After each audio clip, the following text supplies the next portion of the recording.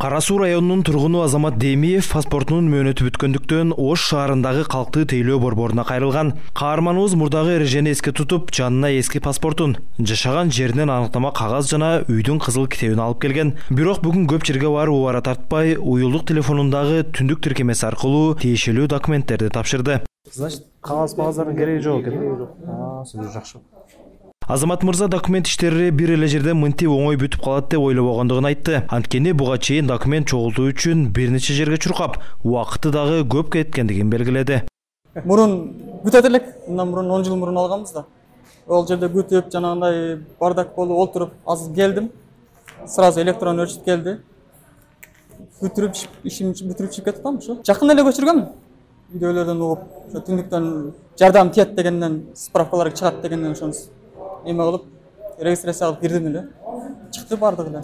Кызматкерлер белгилегендей, санариптешкен системаны колдонуу эки тарапка тең жеңилдиктерди берет. Маселен, жаран паспортун же кандайдыр бир документин үйдө унутуп калса, телефонундагы тиркеме аркылуу толук түрдө өзүнүн жеке кабинетине кирип, аныктамаларды ала алат. Ошондой эле жарандар өздөрүнүн паспортторун даяр болгондугун үйүндө олтуруп, онлайн билип алса болот. Түндүктөн эле өзүбүздө санарип аймак деген галочкабыз бар.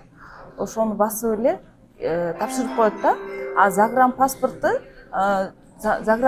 түндүктө болбойт. Себеби ал заграничный паспортта, а ID-карта внутренний паспорт болгон үчүн түндүктө болот. Ошол себептен ID-картасын түндүк аркылуу тапшырдык, а загранны сканировать эттик да. Ошол түндүк система действительно жеңил, биз үчүн дагы ыңгайлуу и жарандар үчүн дагы ыңгайлуу. Бирдиктүү электрондоштурулган система калктуу тейлөө борборунун ишин толугу менен жеңилдеткен. Алдыда кагаз көтөрүп жүрүү, аны бир нече жерге барып чогултуу түйшүгү толук жоюлат. Эгерде жаран паспорт тапшырганы келсе, же мисалы үчүн учету жок болсо, пропискасы, учетко коюш үчүн туулган тууралуу бөлүк цифровой форматта болуш керек.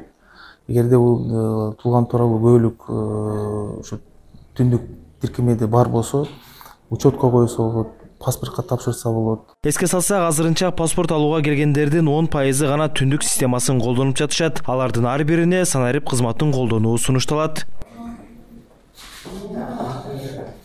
Сыймык Марат уулу, Бектур Калыбек уулу, ЛТР, Ош шаары.